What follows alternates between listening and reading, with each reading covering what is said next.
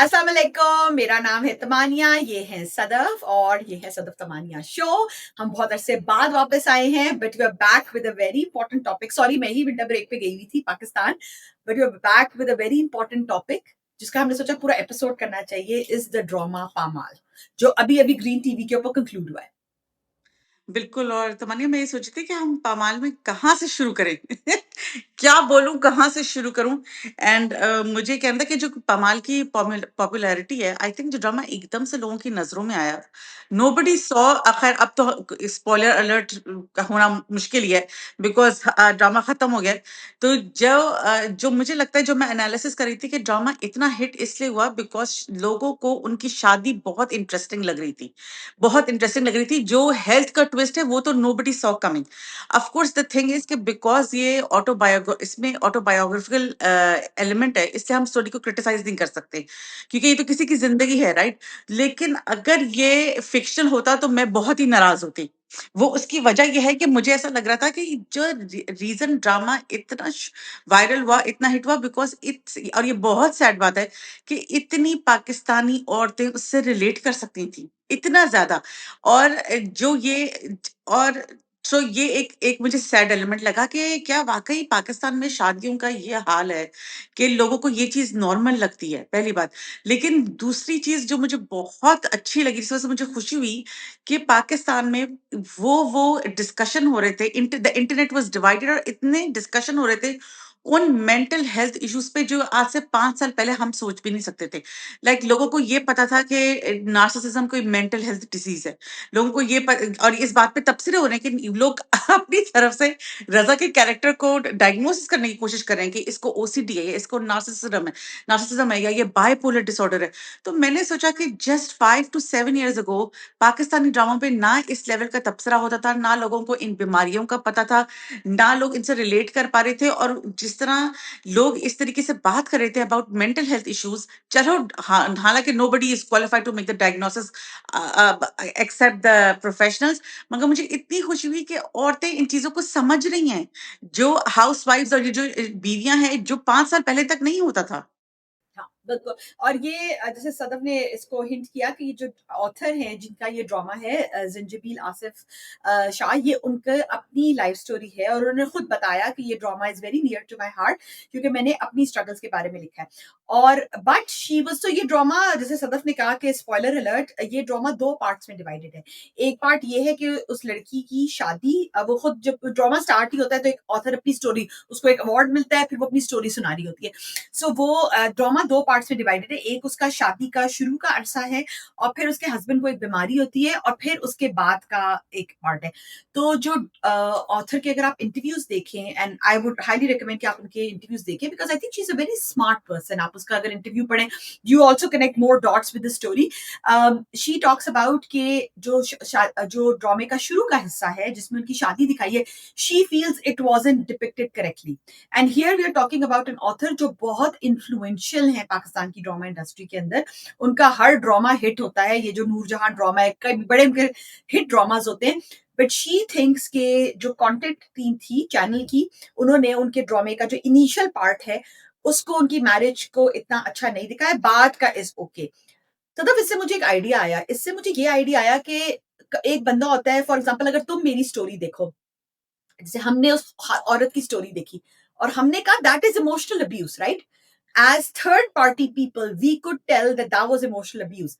But क्योंकि बाद में जो एक ट्रेजिक एंड हुआ, वो कहते हैं ना कि हीरो की डेथ हो गई, तो उसके बाद जो है, मे बी उन्होंने भी, उस जो ऑथर है जिसको लग रहा है, may be she was under such a lot of emotional, कहते हैं ना कि उस बंदे की तरफ से कंडीशनिंग का वो शिकार थी, कि शी फेल्ट कि उसने उसके साथ बुरा नहीं किया।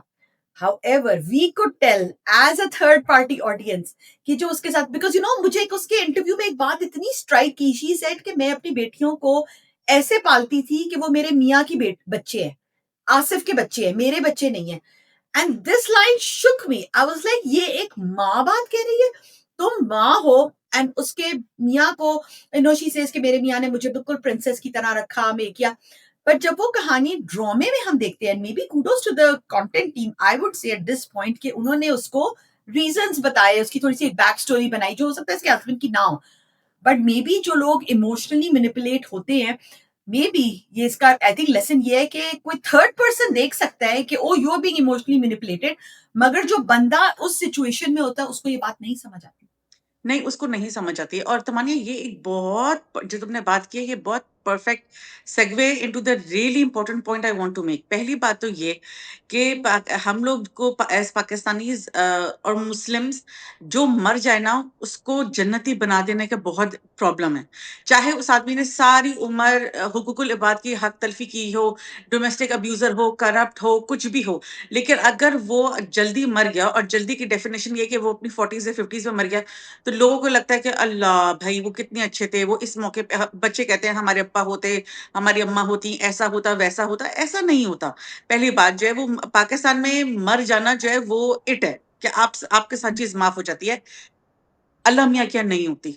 उस वक्त अल्लाह मियाँ का हिसाब शुरू होता है। जो बंदा जब मरता है उसकी कयामत उसी वक्त से शुरू हो जाती है। ठीक है, पहली बात ये। दूसरी बात ये कि जो लड़कियां अभी शादी के रिश्तों के प्रोसेस से बड़ी एक्साइटेड हैं, जिनके रिश्ते हो रहे हैं, जिनकी शादियां हो रही हैं, मंगनियां हो गई हैं, जिनकी नई नई शादियां हुई हैं, ये ड्रामा उनके लिए बहुत बड़ा लेसन है, बहुत बड़ा लेसन है। और वो ये कि हर जनरेशन जो है ना ऑफ देसी विमेन, उसने अपने जहन में शादी के बाद की जिंदगी को बहुत रोमांटिसाइज किया हुआ होता है, बहुत रोमांटिसाइज किया हुआ होता है। और हमारी अम्मियां हमसे कहती थी भाई शादी के बाद जो दिल चाहे करना। हमें लगता था शादी एक फ्रीडम है। What we do not realize is बाल शादी के बाद कटवाना, साड़ी शादी के बाद पहनना, मेहंदी जो भी करना है वो भाई वो शादी के बाद करना, राइट। जो मैरिजेबल एज की अब लड़कियां हैं, जिनकी अब शादी हो रही है, वो मेरी बात बहुत गौर से सुने, और वो ये सुने कि जब आप किसी आदमी से शादी करती है ना, हम कल्चरली कंडीशन है कि हम उसको एक पेडेस्टल पे बिठा देते हैं। वो आपका दुनियावी मिजाजी खुदा बन जाता है, और आप उसकी फॉल्ट्स जानबूझ के नहीं देखना चाहते, क्योंकि वो फाइनेंशियल प्रोवाइडर होता है। ठीक है, और पैसा जो है वो आप कोशिश करते हैं कि उसकी फाइनेंशियल जो वो प्रोवाइड कर रहा है वो उसकी सारी खामियों को ढांप दे। अनफॉर्चुनेटली ऐसा नहीं होता। ऐसा बिल्कुल भी नहीं होता। जिस आदमी से, चाहे वो किसी भी उम्र का हो, चाहे वो किसी भी बैकग्राउंड का हो, चाहे वो कितना अच्छा आदमी हो, बहुत अच्छा आदमी हो, शरीफ हो, वो product of culture and his house hold and his education and his exposure होता है। उसका अपना बैगेज होता है। ठीक है, आप अपना बैगेज लेके आ रही हैं। जो आपकी पेरेंट्स की मैरिज है, जो आपकी फाइनेंशियल और सोशल क्लास थी, जो आपकी एजुकेशन हुई, जो आपका एक्सपोजर हुआ, जो आप बचपन में बुली हुई या आप इनकरेज हुई, सेम चीजों से वो बच्चा बॉय चाइल्ड भी गुजरा होता है। फिर वो मर्द बना होता है, फिर उसकी जिम्मेदारियां होती हैं, वो ऑफिस में भी बहुत कुछ डील कर रहा होता है। वो सब उसकी पर्सनैलिटी शेप करती हैं। उसकी पर्सनैलिटी में बहुत खामियां भी होती हैं मर्दों में। वो भी डरपोक होते हैं अंदर से, उनको भी डर लगता है, वो भी अनसर्टन होते हैं, उनको भी कंट्रोल इश्यूज होते हैं, उनकी इनसिक्योरिटीज होती हैं। और जिन लड़कियों ने जॉब नहीं की वो नहीं रिलेट कर पाएंगे, मगर चूंकि मैंने फुल टाइम जॉब किया है और मैं एट सर्टन पॉइंट बहुत हेविली इन ए ब्रेड अर्नर थी, मैं आपको ये बात बताना चाहती हूँ कि ये बहुत बड़ा बर्डन होता है। ये बहुत बड़ा बर्डन होता है, बिकॉज जो भी बकवास आपके ऑफिस में हो रही है, you have to deal with it, because you can not quit. और वो आपकी पर्सनैलिटी शेप करता है। तो आप अपने शौहरों को इस तरीके से डील करें। इसमें रजा का जो कैरेक्टर है, उसको वो कितना डैमेज कैरेक्टर था। उसके माँ बाप मर गए, कितना बड़ा ये एक स्ट्रेस है। उसके बाद उसको अबैंडनमेंट इश्यूज है, उसके भाई भाभी ने उसको भेज दिया। ठीक है, बोर्डिंग स्कूल में। और जब आप पहली दफा किसी आदमी के घर आई शादी होके, वो आपको दिखा रहा है कि उसने बचपन तक की किताबें, कॉपियां, खिलौने रखे हैं। ये सब एक जहनी बीमारियां हैं। सो आपको उसी वक्त समझ जाना चाहिए that this man is not perfect. ये तो हम ड्रामे के एग्जाम्पल दे रहे हैं। अगर आप स्मार्ट लड़की हैं तो learn to read the room and people around you जब आप अपने ससुराल में जाएं। अब हर किसी की मजबूरियां हैं। ये ड्रामा इसलिए रिलेटेबल है बिकॉज जो सबा कमर का कैरेक्टर था, जो मलिका है, उसके पास भी वापसी का रास्ता नहीं है। उसका बाप मर गया है, उसकी माँ गरीब है, वो सारी उम्र एक लोअर मिडिल क्लास मामू के घर रही है जो ब्लॉक प्रिंटिंग करती है। उसके पास वापसी का रास्ता नहीं है, और उसकी माँ ने भी उसके जहन में बात बिठाई हुई है कि मैं तो एक विडो थी, तो चलो ये एक ट्रेजिडी है, लेकिन तुमने हर हाल में शादी चलानी है, बिकॉज शौहर का साया सर पे होना चाहिए। उसके पास भी वापसी का रास्ता नहीं है। जो बच्ची इन चीजों में जो बड़ी हुई है उसके बैगेज का आप अंदाजा लगाएं। अगर आप मलिका के बैगेज का अंदाजा लगा सकती हैं, then you should be emotionally mature enough कि आप अपना बैगेज अंदाजा करें अपने पेरेंट्स की मैरिज से और अपने हालात से, right? So you have to understand के फिर आपको समझ आएगा कि कहाँ कॉम्प्रोमाइज है और कहाँ अब्यूज है, और ये बहुत फाइन लाइन है, और क्या मैं बर्दाश्त करूंगी और क्या बर्दाश्त नहीं करना चाहिए। बिल्कुल, वही जो सदफ ने कहा ना कि हम जो शौहर को ना इतने पेडेस्टल पे बिठा देते हैं, बट वो भी एक बंदा बशर है। Of course I think Sadaf to a certain extent के किसी से शादी करना ना एक बहुत बड़ा स्टेप होता है। तो you hmm. Have to view that person from those rosy eyed glasses, वरना तो मेरे ख्याल से कभी भी शादी ना करते, राइट? लाइक उस वक्त एक वो जो होती है ना कि आपका एक जो 20s के अंदर आप पे मोहब्बत का जो खुमार चढ़ता है, तो तभी आप ये छलांग मारते हैं। इसीलिए कहते हैं ना, जैसे जैसे उम्र बढ़ती रहती है तो शादी करना इसलिए मुश्किल हो जाता है क्योंकि आपके अंदर एक अकल आ जाती है। लेकिन हाँ, ये भी एक बात है कि जो बंदा चला जाता है, हमारी जो नेबर है ना, वो अपने जो मियाँ जिसका इंतकाल हो गया ना, उसको बहुत प्यार और इज्जत से नाम देती है। तो जाफर ना कई दफा मुझे बड़ी हसरत से कहता है कि देखो वो अपने मियाँ का कैसे जिक्र करती है, अपनी हर मियाँ की जो बात है ना, बस मैंने कहा उसका मियाँ मर गया है, इसलिए उसका इतनी इज्जत से ना।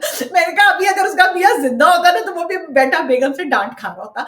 तो ये एक सैड बात है जिंदगी की कि जो दुनिया से चला जाता है, फिर हम उसको बहुत उसकी सिर्फ अच्छी बातें याद करते हैं। लेकिन जो रज़ा के कैरेक्टर को जो व्हाइट वॉश किया गया, वो एक आप उसको यू हैव टू रियलाइज़ कि कोई भी जो स्टोरी होती है ना, वो हमेशा ऑथर के पर्सपेक्टिव, इसलिए जब भी आप लिटरेचर में कोई भी कहानी एनालाइज़ करते हैं, आप ऑथर का पूरा बैकग्राउंड देखते हैं कि ये ऑथर जो था, ये कौन-सा दुनिया का वक़्त था, क्या टाइम था, क्या वो था। तो यहाँ भी you have to take the story of Pamaal from that author's perspective, कि उसके लिए जो उसका हस्बैंड था, वो बहुत एक हीरो लाइक फिगर था। और मुझे तो ये बात लगी कि जो सेकंड पार्ट था जिसमें विच ही फील्स के उसके हस्बैंड को ज्यादा अच्छे तरीके से डिपिक्ट किया गया, उसमें जो एक और बात थी ना, वो एक इतना इमोशनल अब्यूज की क्या परफेक्ट एग्जांपल थी कि उसका मियाँ उससे कहता है कि आपको पता है कि आप इस दुनिया से जा रहे हो, और उसे कहता है कि तुम दूसरी शादी करोगी और तुम बहुत प्यारी लग रही हो, क्या तुम दूसरी शादी करोगी? उसको पता है कि उसकी बीवी जवान है और खूबसूरत है और इससे कोई दूसरी शादी करेगा। तो शी सेज कि तुम कैसी बात कर रही हो? तो वो कहते हैं कि हाँ, तुम तो शादी कर लोगी और तुम तो खुश रहोगी, मगर वो जो तुम्हारा हस्बैंड है, वो मेरी बच्ची का ख्याल नहीं रखेगा। तो उसने वो जो एक बीज है ना, वो उसके दिमाग में बो दिया। और इमोशनल अब्यूज ये ही होता है कि आप डायरेक्टली किसी को कुछ नहीं कहते कि तुम ये करो। इमोशनल अब्यूज ये होता है कि आप उस दूसरे बंदे में जो आपका विक्टिम है, उसके अंदर आप वो इनसिक्योरिटीज, वो गिल्ट प्लांट कर देते हैं, वो पौधा, कि वो खुद वो काम करता है। और तो ये आई फेल्ट वाज मेरे लिए एक रजा की, ठीक है वो बेचारा दुनिया से जा रहा था, बहुत मिजरी में जा रहा था, बट आई फेल्ट कि उसने जाते जाते भी उसको बाउंड करके चला गया। हाँ, और तमन्नी ये तो बहुत टिपिकल है देसी मर्दों का, एकदम, और स्पेशली मुसलमान मर्द जो है, इवन अरब मर्द भी, ये तो बहुत टिपिकल है कि भाई जो औरतों के शरई हक है उनको बेहयाई समझी जाती है हमारे माशरे में, राइट? और तुम ये देखो कि जो and I want to say कि हम बिल्कुल भी मलिका के कैरेक्टर को वाइट वॉश नहीं कर रहे। बहुत हर एपिसोड में मिनिमम वन टाइम मेरा दिल चाहता था कि मैं सबा कमर को एक जोर का थप्पड़ लगाऊं, बिकॉज इसलिए नहीं कि मैं एंटाई हीरोइन थी, इसलिए बिकॉज अगर मेरी अपनी जिंदगी में भी कोई रियल लाइफ लड़की इस किस्म की बेवकूफी की बात करेगी तो हमारी फैमिली उसको बोलेगी कि तुम होश में हो, राइट? हाँ, तो एक पहली बात, दूसरी बात है कि जो मेरे साथ पर्सनली बहुत बड़ा प्रॉब्लम था वो ये कि Saba Qamar is in her 40s, she is not young. तो विजुअली जब, and she is I think 40-41 something like this, तो अगर 40 साल की औरत इतनी नन्ही काकी बन के बेवकूफी की हरकतें करिए तो मुझसे डाइजेस्ट ही नहीं होती थी। अगर उसकी जगह कोई 22 साल की लड़की होती शायद मैं विजुअली मोर फॉरगिविंग होती। पहली तो मैं हम मल्लिका के कैरेक्टर को बिल्कुल भी वाइट वॉश नहीं करे, उसकी गलतियां थी, मगर हर शादी में people are human and they make mistakes. लेकिन इमोशनल अब्यूज का ये सिर्फ तमानी है, जो मेरे लिए बहुत बड़ा फैक्टर था वो ये कि जब वो पुलिस स्टेशन वाला इंसिडेंट होता है तो वो उसका फर्स्ट ट्राइमेस्टर चल रहा होता है, वो प्रेग्नेंट होती है, वो उसकी माँ के घर ले जाकर उसको छोड़ देता है, उसे रास्ते में कहता है यहाँ उतर जाओ, और फिर वो दिखाते हैं वो टाइम लैप्स कि इतना बड़ा उसका पेट है, वो अपनी पूरी प्रेगनेंसी अबैंडन्ड अपने शौहर के अपने माँ के घर में उतारती है, शौहर पलट के खबर भी नहीं लेता, पलट के खबर भी नहीं लेता। और जो बात होती है कि जब उसकी डिलीवरी का टाइम करीब आता है तो वो कहता है कि वो बार बार ये वर्ड्स यूज करते हैं, वो छोटे शहर की लड़की है, पता नहीं कैसे अस्पताल में जाएगी, वहां तो अस्पताल भी नहीं होगा, वो तो छोटा शहर है। तो उसको होता है कि अब मैं इसको वापस लाऊं। if that is not emotional abuse, what is? And then of course they made it very convenient कि भाई रजा का एक्सीडेंट हो गया, वो अस्पताल में भाग गई।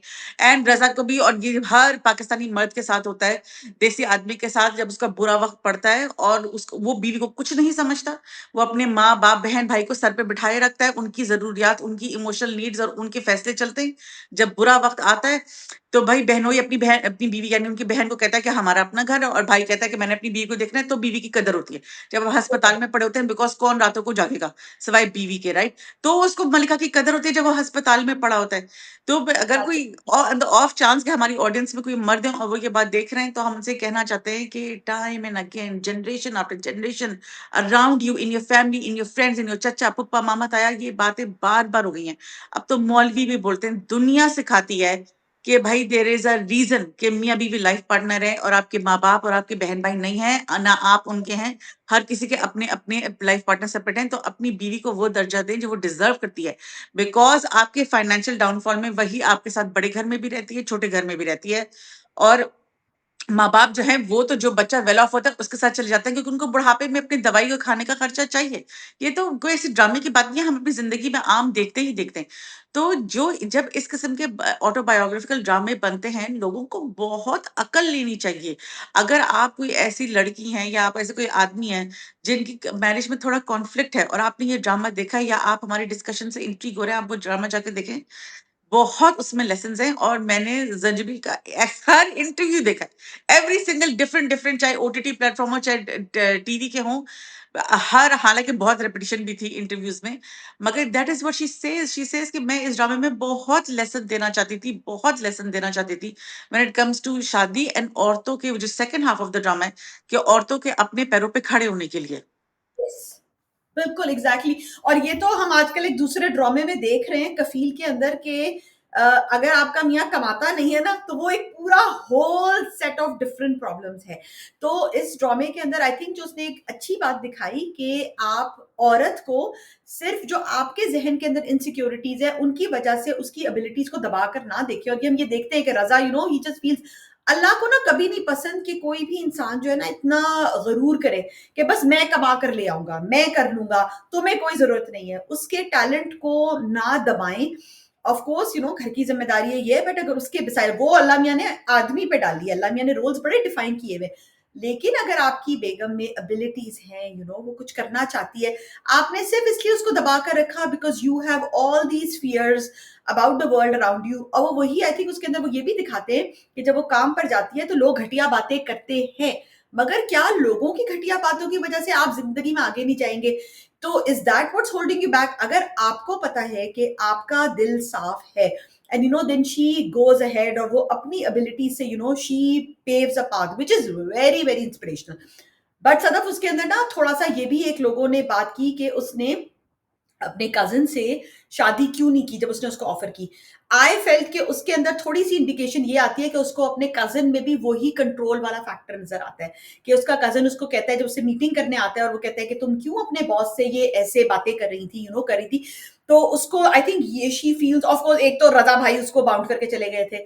दूसरी बात ये थी कि जो मामी थी उनका कोई मूड नहीं था कि वो इससे मलिका से शादी करें। वैसे हालांकि मामी को जो है ना बहुत ही तोपों की सलामी है, जो मामू ने जितना अपनी भतीजी का साथ दिया, बहन का साथ दिया, भांजी का साथ दिया। तो I think there were a lot of other factors also, but I feel like also उन्होंने ये दिखाया कि क्योंकि कुछ लोगों ने बहुत कहा कि क्यों उन्होंने ये दिखाया कि उसने शादी नहीं की।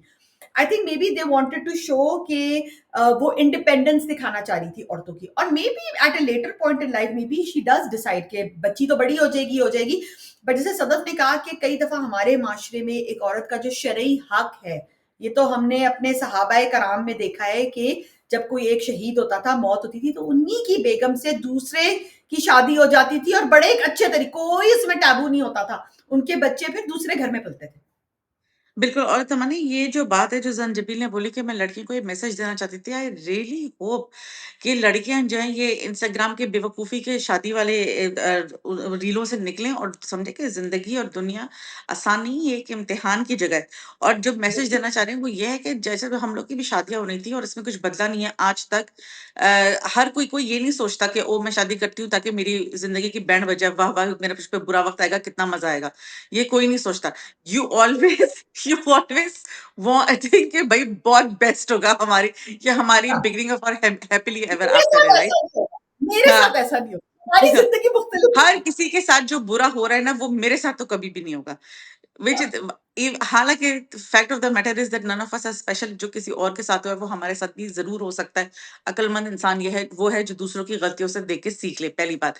और दूसरी बात ये कि ये जो बात है कि लड़कियां जो है वो बिल्कुल जो जंजबील मैसेज देना चाह रही थी, वो ये कि लड़कियों को खुद अपने पैरों पे खड़ा होना पड़ेगा।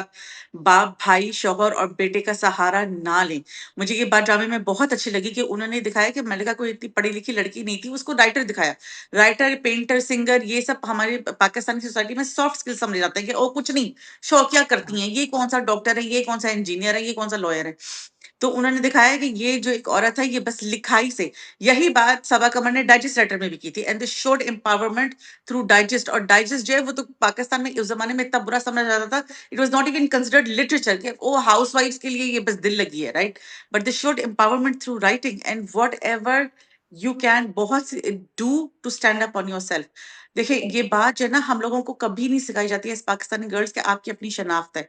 लेकिन अपनी शनाख्त बनाने का एक वक्त आता है, जब आपको शऊर आता है, जब आप में अक्ल आती है, जब आप अपनी जिंदगी के बहुत से एडमिनिस्ट्रेटिव बॉक्सेस चेक कर चुके होते हैं।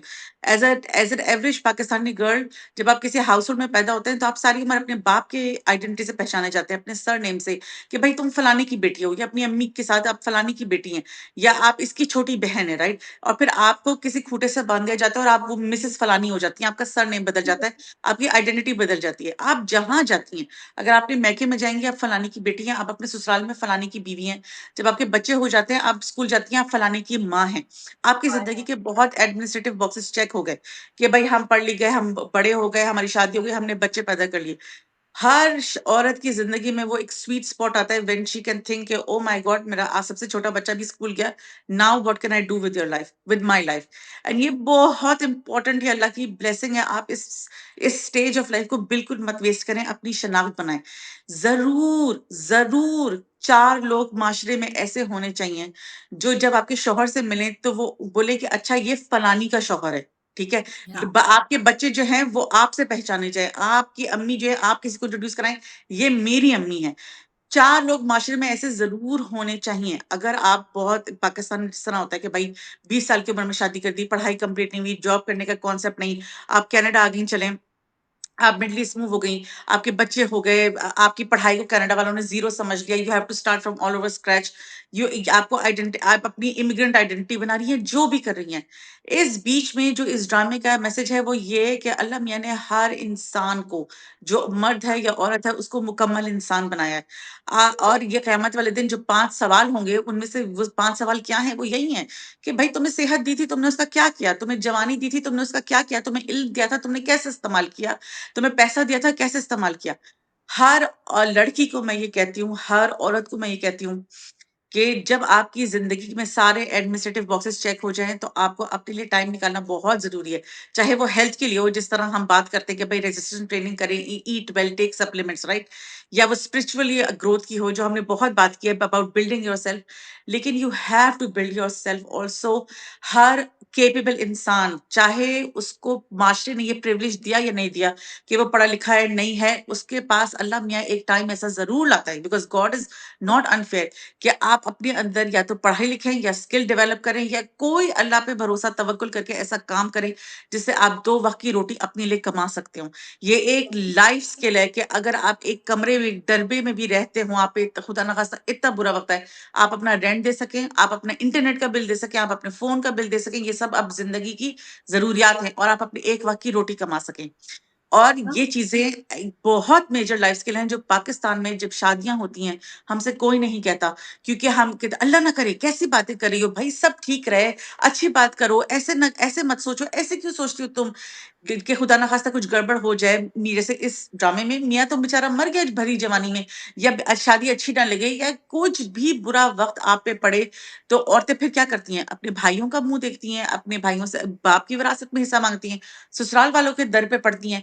तो जब अल्लाह मियाँ ने आपको कंप्लीटली कैपेबल इंसान बनाया है, तो आप दुनिया में दूसरों की मोहताजी क्यों लेती हैं? ये बहुत इम्पोर्टेंट बात है समझने की, जो हमें हमारी जनरेशन को नहीं समझाई गई, हमें उम्र के साथ जाके समझ आई है। अगर कोई अक्लमंद लड़कियाँ दिख रही हैं, तो वो हमसे देख के early in the 20s and 30s सीख लें। हाँ, एग्ज़ैक्टली।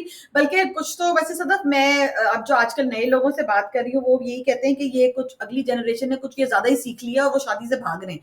वो कह रहे हैं कि आप लोगों ने कोई जो है ना, आप लोगों ने कोई झंडे नहीं गाड़े शादियाँ करके, तो वो कह रहे हैं कि हम जो है शादी से ही बर्खास्त होते हैं। तो वो ये भी एक इसका दूसरा एस्पेक्ट है। तो कुछ आई थिंक वो जो सदफ ने बात की ना कि एवरीवन्स ह्यूमन, आपका मियाँ भी ह्यूमन है, आप भी ह्यूमन है, everyone is capable of making mistakes, and allow other people to make mistakes and then उनसे सीखें और आगे बढ़े, as long as you have the ability to unlearn and relearn. तो इसके अंदर यही आता है कि अगर आज भी आपके देख रहे हैं और यू नो आपको लगे कि मैं अपना टाइम क्या कैसे अपनी लाइफ को एनरिच कर सकता हूँ, जो सदफ ने सारे फैक्टर्स बताए, अपनी सेहत का ख्याल रखिए, right, like don't become a burden on your kids. जब आपकी ज्यादा कि आप बच्चों को कह के ना मैंने बेटा एक्सरसाइज की, ना मैंने अपने कुछ किया, बस अब तो मैं तुम्हारे ऊपर पड़ गई हूँ। अपनी सेहत का ख्याल रखें, वर्क ऑन योर स्किल्स, ताकि आपके अंदर भी यू नो जिंदगी के अंदर एक यू नो एक स्पार्क हो, एक गोल हो आपकी जिंदगी के अंदर। अपनी स्पिरिचुअलिटी पे काम करें, अपनी कम्युनिटी पे काम करें। ये वो सारी चीजें हैं जो एक इंसान के अंदर अल्लाह मियाँ ने आपको एक अशरफुल मखलूकात बनाया है। तो आई थिंक ये बहुत अच्छा लेसन था पामाल का। बट आई फील लाइक जब तक उसका जो उन्होंने दिखाया ना कि उसके हस्बैंड को भी it took that big tragedy for him to realize that, कि उसने कहा ना कि काश तुम वो वाली लड़की बन जाओ जिससे मैंने शादी की थी, and you know he took all those years to change her, then to realize कि हाँ वही वाली लड़की चाहिए थी। तो I feel like I wish कि लोग ये ड्रामा देख कर उनको एहसास हो कि don't wait for a tragedy for for that change. ये आप अभी से रिकग्नाइज कर सकते हैं। बिल्कुल। और तमन्या, अब तो कितना, as a last word I want to say, कि जब आपके बड़े होने लगते हैं, बच्चे बड़े होने लगते हैं, तो आपको बहुत ज्यादा ये इस बात की टेंशन होती है कि oh my god, what am I role modelling, what am I role modeling? And if will my adult children come to me with their problems, right? Would I be able to give them good advice, or would I be able to contribute to their relief if they are in a problem? और I think औरतों जो हैं since generations, वो ये role model करती आई हैं कि बेटा मुंह बंद रखो, बेटा सब्र करो, उसको गुस्सा ना दिलाओ, कोई बात नहीं, नौकरानी की तरह काम करती रहो बेटा। सबके साथ यही होता है, और हर हर बूढ़ी और जवान औरत की एक ट्रेजिक कहानी है। I think it's high time to change the narrative, and it takes generations to break the cycle, कि हर और लड़की और औरत जो है वो ये सोचे कि okay, I will not teach my daughter this, wrong is I wrong. In many cases wrong is wrong. जिस तरह रजा जो है वो उसे कहता है कि भाई तुम डायरी क्यों लिख रही हो, तुम ये प्रेगनेंसी में अपनी माँ के घर छोड़ गया, या ये कि इस किस्म की जो हरकतें हैं कि तुमने बिल्डिंग में दोस्त क्यों बना ली। Some things are, when they are wrong, you need to call them out. The problem is कि हमारी सोसाइटी इतनी ब्लैक एंड व्हाइट है ना, कोई एरियाज शेड्स ऑफ ग्रे नहीं है। अब जब हम कहते हैं स्टैंड अप फॉर योरसेल्फ, लोगों को लगता है बस गर्दन उड़ा दो, आर या पार। भाई, you catch more flies with honey than you do with vinegar. तो यू नो, हर चेंज जो है वो स्लो आता है, और वो मोहब्बत से आता है, तो वो परमानेंट होता है। लड़ मर के माँ बाप के घर जाके छोड़ना तो शादी चलाना सोल्यूशन नहीं है। बट प्यार मोहब्बत से चेंज करने में कितनी हमारे गिर्द मिसालें हैं कि लोगों ने क्या क्या अचीव किया है, because they were smart about it. तो I think you have to believe in yourself and think जो रॉन्ग है टू रॉन्ग है, I will not stand for this, but I will fight it, but in not a way that will damage my relationship, but will build on it.